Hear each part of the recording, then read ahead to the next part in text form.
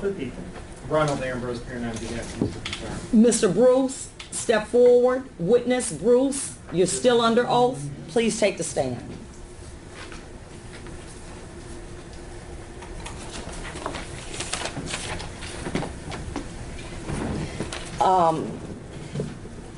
You remember where we left off? Yes, sir. Go ahead. Mr. Bruce, yesterday we were getting into some of the invoices that you had submitted to the court, as well as your time that you spent on the case, correct? Correct. And if you said that you spent maybe between 30, 40, 50, sometimes 60 hours per week on the case. Go ahead. What'd you say?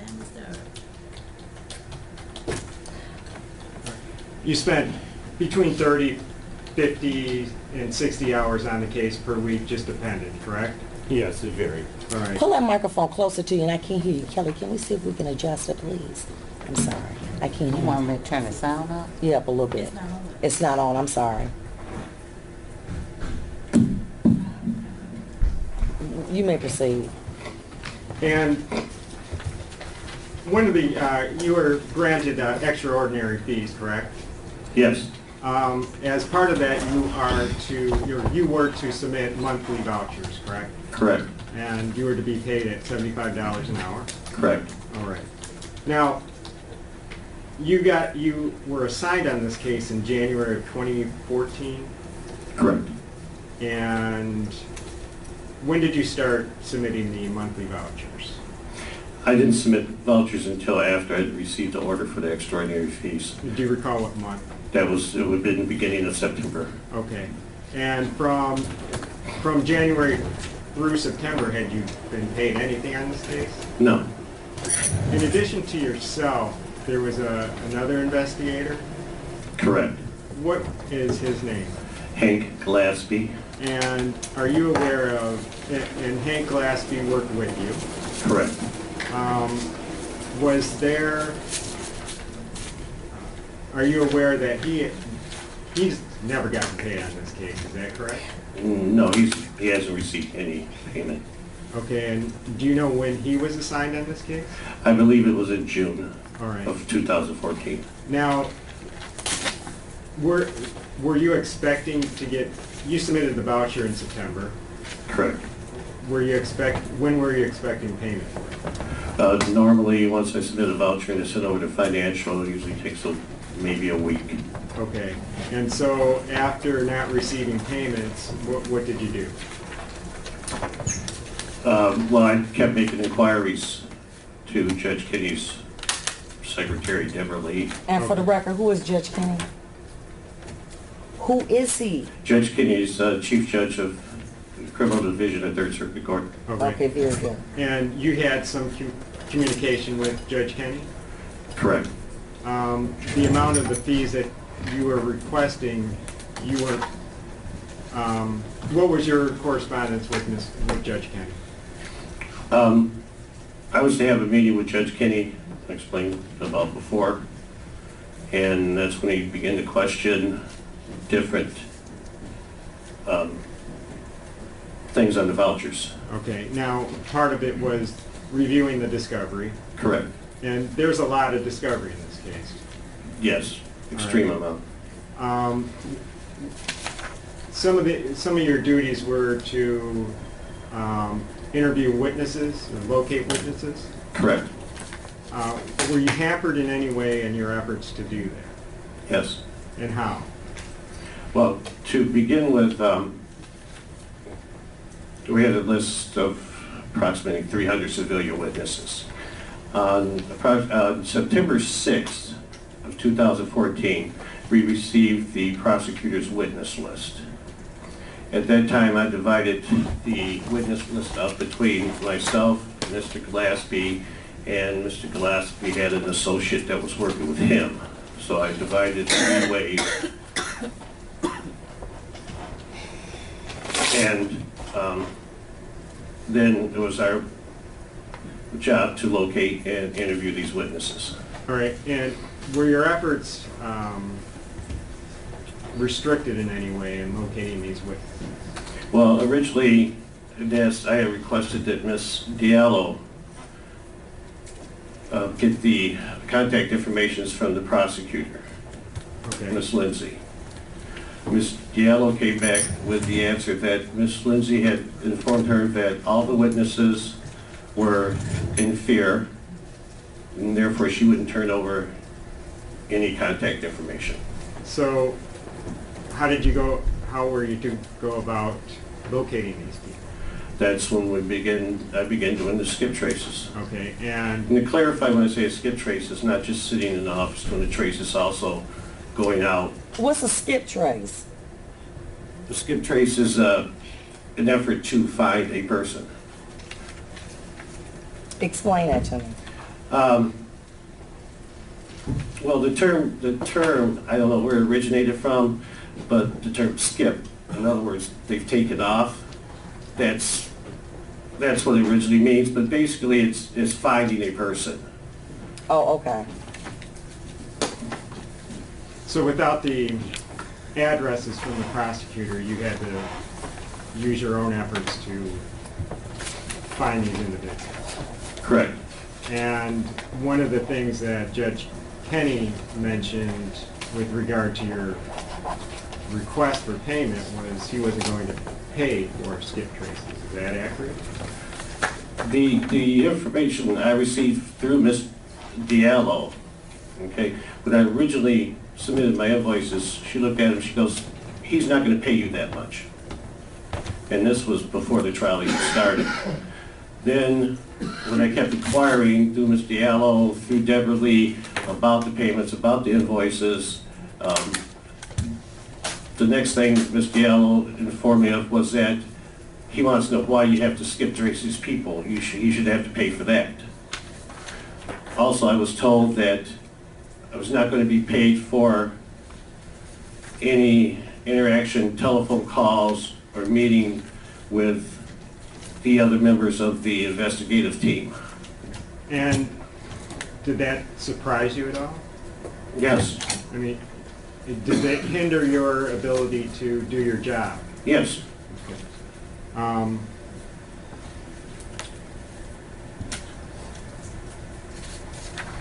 One of the, Hank Glaspie was a person that was involved in this case, right? Yes. At any point, did he request a meeting among yourselves and the attorneys? Yes. Mr. Glaspie requested to use Mr. McCarthy's conference room at his office so that we could use it as a war room type situation and have a meeting, at least one meeting, between myself, him, and his associate, and possibly the attorneys to attend to map out our strategies as far as what we were going to do in our Okay, let me investigation. ask a question. Of these 300 potential civilian witnesses, were you able to interview any of them? Yes, there were a couple that we found that we were able to interview before. And when you say a couple, how many? I don't know how many Mr. Glaspie did. I believe I did 3. Of the 300? No. The original witness list that the prosecutor had that I got, there was about 300 civilian witnesses. But the ultimate witness The list? ultimate witness list was... Like 85? Correct. Okay, about 85. And of those, you interviewed 3? Correct. Okay, all right, go ahead. And you would want to do more, correct? Yes. I mean, So what prevented you from doing more? That you weren't getting paid? That I wasn't going to get paid for the work that needed to be done in order to find it. Okay, go ahead. one of the things that is part of your job is not necessarily within the discovery, but you went out in the streets, correct? Correct. And what were some of the things that you did in the streets to try to investigate or help the defense in this case? Well, one of the things I did was I took it upon myself to go to Mr. Gentz's past. And what were you trying to accomplish there? Trying to find if there were any witnesses that were able to shine a light on what type of person Mr. Gentz was. And were you able to find out any information there? Yes, And how? by knocking on doors. Okay, like, was it in particular a neighbor of Joseph Gentz? There was in particular 3 neighbors of Mr. Gentz that had information of interest. And what was that information? It was about previous violent nature of the things that Mr. Gentz had done. In particular, what was it? In one instance, he had gone into the gentleman's garage after his 10-year-old son, and while in the garage, the gentleman heard a commotion in the garage. He went out to the garage to find Mr. Gentz choking his 10-year-old son because he had rode on Mr. Gentz's grass. Now, did you relay that information to the attorneys in the case? Yes. And what did they tell you to do with it? That gentleman was subpoenaed. What's Okay. that gentleman's name, sir? Off the top, I'd have to look at my records, Your Honor. I didn't know that was going to come up. I believe it was David Hunter. David Hunter? I Where's information that you can use to refresh your memory? at home. Oh, that's helpful. Go ahead. But this- it was a neighbor of Mr. Gentz's. Correct. Okay. And, okay, so this person was subpoenaed, or For the attempted to? trial? Correct, yes, he was subpoenaed for the trial. And what happened with that? Off the top of my head, there was a delay from the original subpoena date that I had subpoenaed him for, and he was contacted and told that he's still under subpoena, even though the date had changed. And then when we finally did get a final date, I attempted to contact him, and he finally called me back, and he was out of town on business, had already left out to go out of town on business, and wasn't returning until after the trial. The when?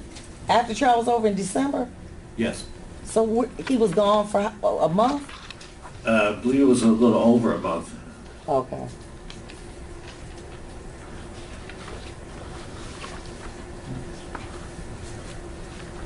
And so that person never testified? No.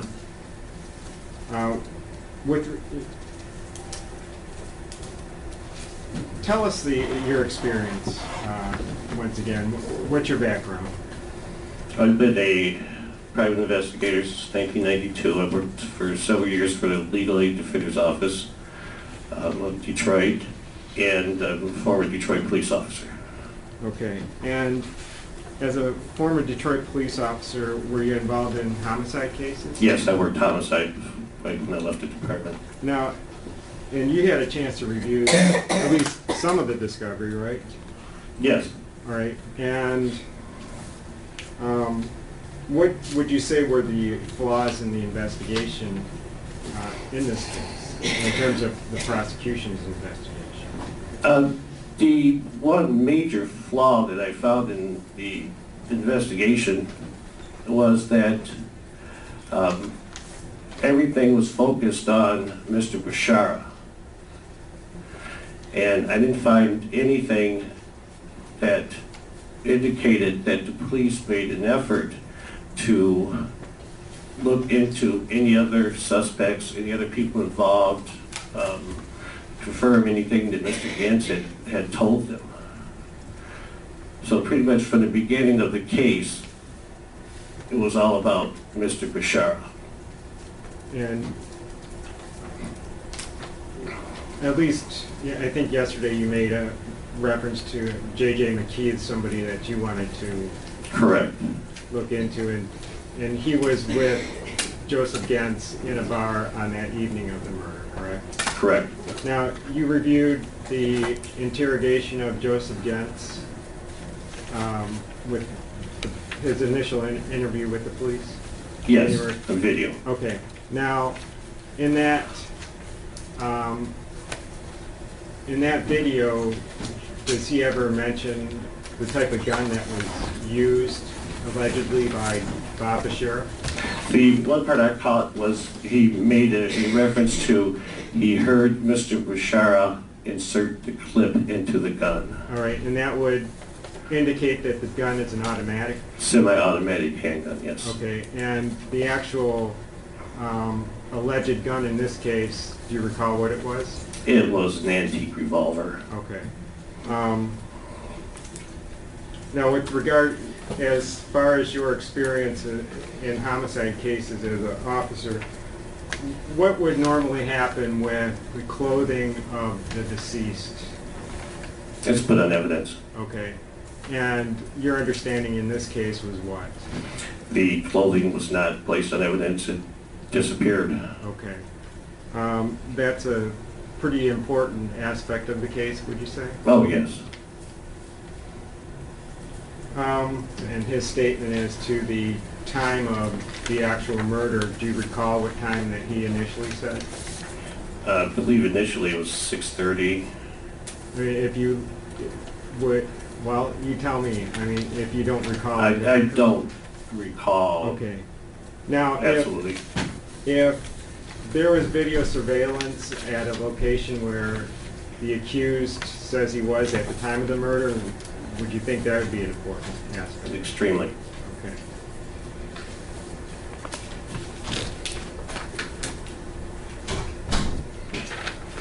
To this day, you still have not been paid in full for your services? No. And did that, you spent a significant amount of time on this case, right? Yes. Was it somewhat of a hardship on you not getting paid for all those months? No, yes, very much so. Did you have to, well, what did you do? Did you go the extra mile on this case, or did you scale back a little? Well, to explain it, there's two aspects to this case. Okay, there's the police that have formulated their case. There's the defense. Okay, and our job as defense investigators is sort of check and balance against what the police have presented. The police are going to present a case that is beneficial to them. Okay, our job is to make sure that all aspects of the case have been looked at and that our client, no matter who the client is getting a just trial.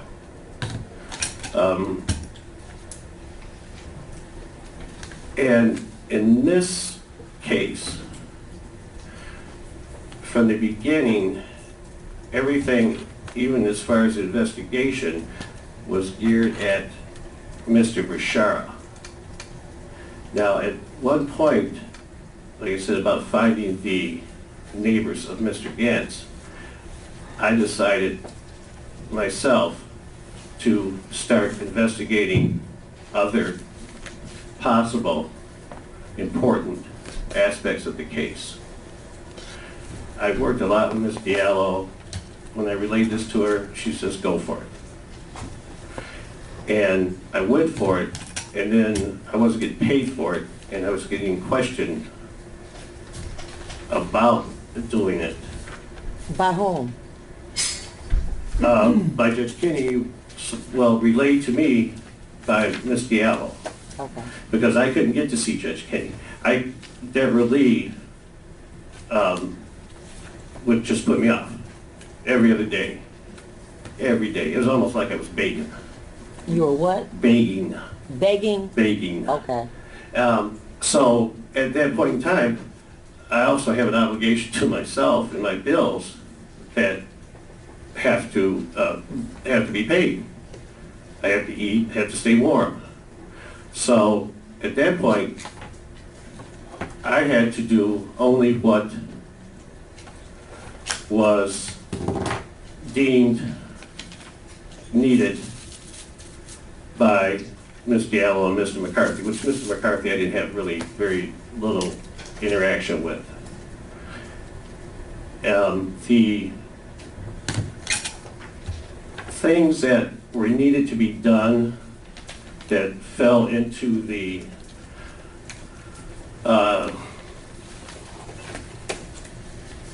Mr. Bashara being the only suspect, those things that were asked of me and Mr. Gillespie were done with our usual 110%. Nothing was slacking there. We asked to do it, it gets done. As far as me going out on my own and developing a case that I believed was important, I couldn't do. You had conversations and meetings with Mr. Bashara? Yes. All right, and he provided you with a number of facts of the case, correct? Yes. A number of facts that would refute some of the prosecution's theories? Yes. Was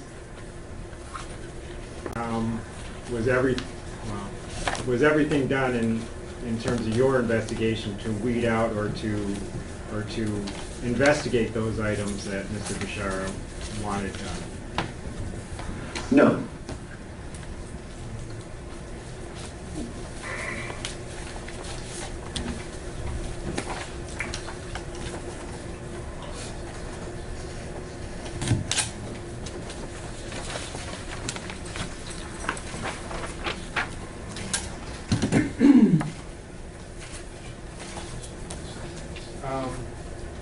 Had you ever been, were you informed of any inmates within the Michigan Department of Corrections that had information about Joseph Gentz? Yes. Would you have liked to have interviews with those individuals? Absolutely. Were you ever provided with that courtesy? No. I have nothing further. Cross-examination. Thank you, Your Honor. Good afternoon. Good afternoon. Just a couple of things I wanted to clarify, just for my own emphasis. You say that you never heard back from Judge Kenny about why you were not being paid, right? You said you kept trying to get to him and couldn't get to him. Correct. So you don't know why Judge Kenny wasn't paying you. You just have what other people told you Judge Kenny said. Correct.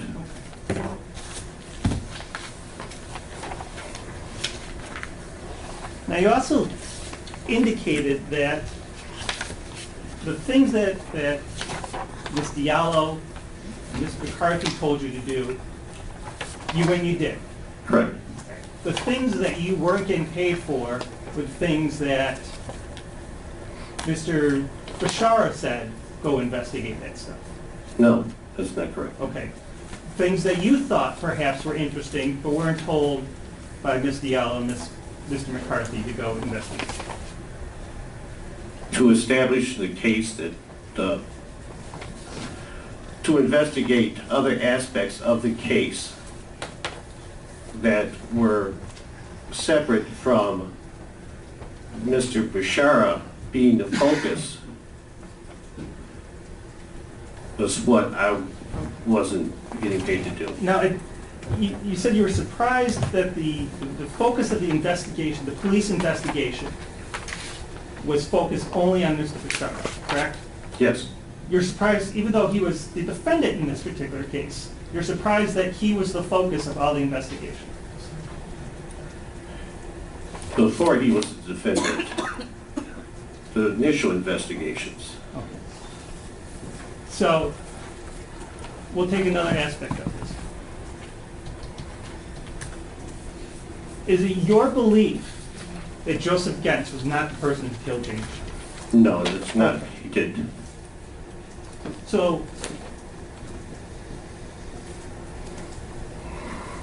when you speak of having to do this investigation, on other suspects, what are you referring to? What other suspects other than Joseph Getz and Mr. Bashara were you investigating? Mr. J.J. McCarthy. Okay, and what did you think J.J. McCarthy did? J.J. McCarthy, is my belief, was with Mr. Gintz. It's my belief that Mr. McCarthy, J.J. McCarthy, Sarge as they called him, transported Mr. Gintz to Mr. Bashara's home. And after the murder, I believe he assisted Mr. Gintz in disposing of the vehicle. Okay. And on the next day, he disposed of his vehicle. Okay, and that's all on that's just your belief, correct? That is my belief. Okay, you don't have any evidence to support that, that's your belief. And that was what I was trying to establish. Okay. Now, the fact that J.J. McKee assisted Joseph Getz, how does that prove that Mr. Bashara did not conspire, solicit, and aid Mr. Getz? It's my understanding that, as investigated in this case, that Mr. Bashara was not charged with conspiracy, he was charged with first-degree murder. That's your belief, that he wasn't charged with conspiracy? Well, it was one of the charges, but this is, even though this is one of the things that would dispel, okay, everything that Mr. Gantz had said. Okay. If Mr. Gantz tells the police that he walked to Mr. Bashara's house, which he did, that's what he told the police. But in fact, he was driven to Mr. Bashara's house by J.J. Sarge. That would indicate to me that Mr. Gantz is lying, and probably lying about everything he's saying. Okay. That's how I believe that would affect the case. But this case wasn't based entirely on Mr. Gentz's statements. There was other statements that Mr. Bashara had made, correct? You're aware of that? That's correct. Okay, where he admitted that he did the murder, that he arranged for Joseph Getz to commit the murder. I am not aware of that. Okay. Mr. Bashara Yes. said that he arranged for Well, okay. Joseph Gantz to create the murder, to commit murder? You're familiar with Mr. Ellington, who was Mr. Bashara's cellmate. Correct. And you're aware of the accusation or the admissions he made to that Mr. Bashara made to Mr. Ellington. Cursively, because Mr. Ellington was one of the, when I divided up the witness list, and there was some previous contact with Mr. Gillespie with Mr. Ellington, so Mr. Ellington was assigned to Mr. Gillespie, so I didn't really go into Mr. Elliott's, Ellington. Ellington's. Okay, so let me go back a little bit more on this, is that what you feel as though you should have been allowed to investigate, but was prevented, was the possibility that someone assisted Joseph Gantz. And that Joseph Gantz was a liar.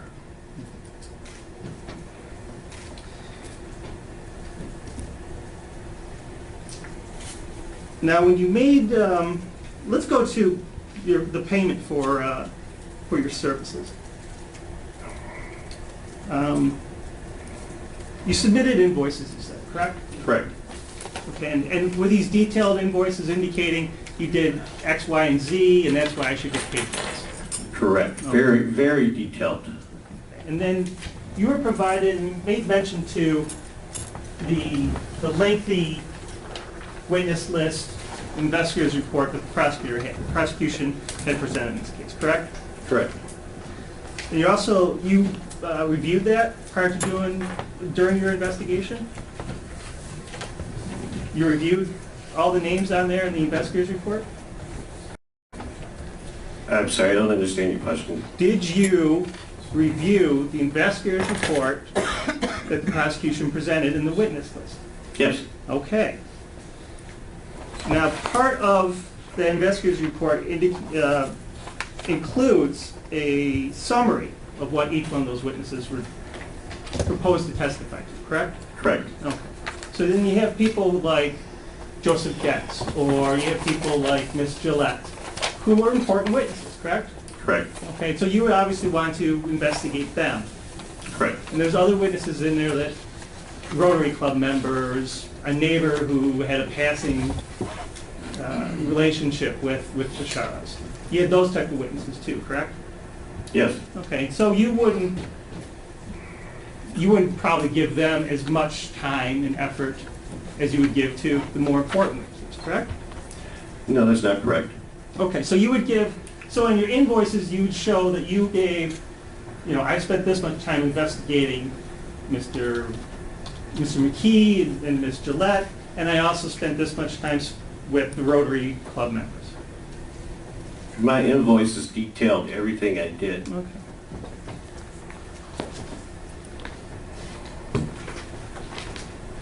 You presented them to the court, and finally in February 2015, you were paid. Correct. Okay, and you were, your invoice that you presented was somewhere in the area of $25,000. Correct. Okay, and you were paid $15,000 by Wayne County. Round numbers, yes. Okay. And the court didn't give you a detail as to, well, we would pay for you for this, we'll pay for you for that, but we're not going to pay for this. The court has refused to give me any information on the invoices that I submitted. Okay, so you don't know what criteria the court used. To this day, the only thing I could go by was what I was told by the attorneys that I was working for. Okay, so you don't know whether the court decided to pay you for important things like Ms. Gillette, Mr. Gens, J.J. McKee, and didn't pay you for lesser things like the Rotary Club. You don't know that. I don't agree with your characterization that they're more important than this one. I don't know who's important until I do my investigation. Maybe someone from the Rotary Club is able to shine a light on something that the police didn't ask them. And when you say I get a summary, yes, I got a summary of what the people would be testified about, okay, or what they told the police. I got that summary from the prosecution. And that was forwarded by the police. If every case was just based on what the police supplied for information, I've got to assume that pretty much every defendant would go to jail.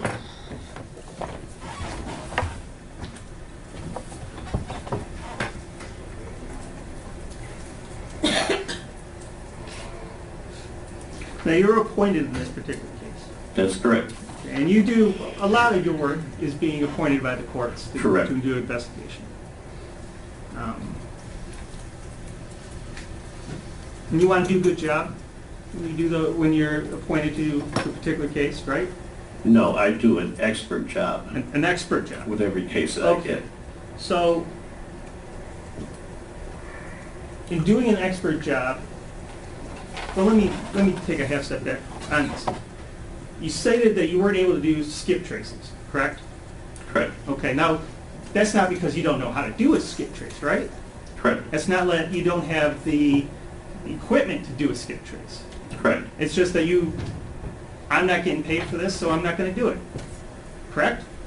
That's what happened in this case?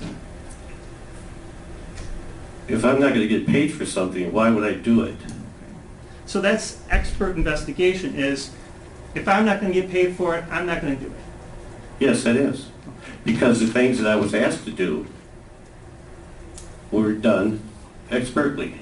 And the things Is that that a you word? thought you should do, you weren't getting paid for. You didn't do it. The things that I wanted to do, I was handcuffed by the administration that I wasn't going to get paid for it. I am not going to work for free, as I'm sure you do not work for free. During the whole trial, the prosecutor's office had endless supplies of whatever they needed. They received a paycheck every other week or once a month. Whenever they get paid, their paycheck was there.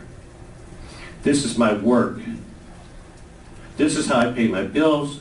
If I'm not going to get paid, I don't even know if I'm going to get paid for being here today. Because when I turn in my voucher, I don't know if I'm going to get paid for being here today. But yet you still showed up. You still did your job by showing up and testifying, correct? Correct. Now, But I wouldn't continue to do it. If I submit a voucher and it says, we're not paying you for that, then I'm not going to do it again. Unless I'm under subpoena or court order. I don't think any further questions. Redirect? How much experience do you have with homicide? I was in homicide for 6 years. 6 years. What did you think of the naming of Bob Bashara 2 days after the murder of Jane Bashara without any direct evidence of his involvement? I can't say I was even paying attention to that at that time, but in retrospect, I thought it was jumping the gun. And what did you think about the investigation, the 15 months worth of investigation as a whole? The investigation was done, I'm sure, at the best abilities of the officers involved, but the investigation... Wait a minute, let me interrupt you. This is redirect. Counsel, I don't know why you didn't cover this in direct, but I'm going to limit this as the last question as it relates. Go ahead.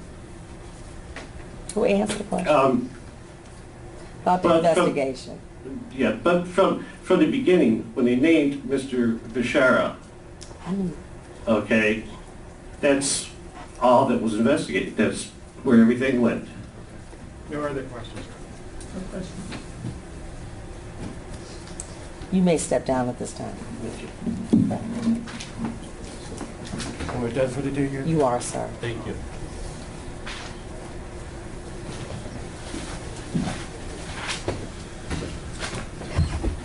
Miss Kelly.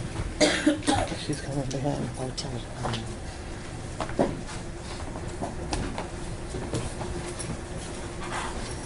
Your Honor, if I can just briefly ask, is Mr. Bashara staying in the jail? Do you know? No. I'm going to send him back. I'm waiting for my clerk at this time. Ready to get a new date so that we finish. Tomorrow? No, we're down for it. Okay. Okay. What I had previously indicated about the witnesses, which you know I said it was a return date. Oh, the 13th, October 13th. Okay, very good. There are no more witnesses. Right now, right. That's right. It's my understanding that you are going to turn in a order for the court to get an investigator to try to locate the witnesses that you proposed to provide here and to get an affidavit. That information has to be done no later than, Madam Clerk, I'm sorry, October 2nd. October 2nd, and we'll come back on the 13th. Now, if you find them, I think it was the 14th, Your Honor. the 4th, No, it was the 13th. I thought we originally said the 13th, and then Mr. Ambrose said he wasn't available. okay, the 12th, okay. Are you available the 13th? It was the 14th? It was the 14th. I have it in my calendar for the 14th. The 14th, that's correct. Madam, put down the 14th. Now, here's the situation.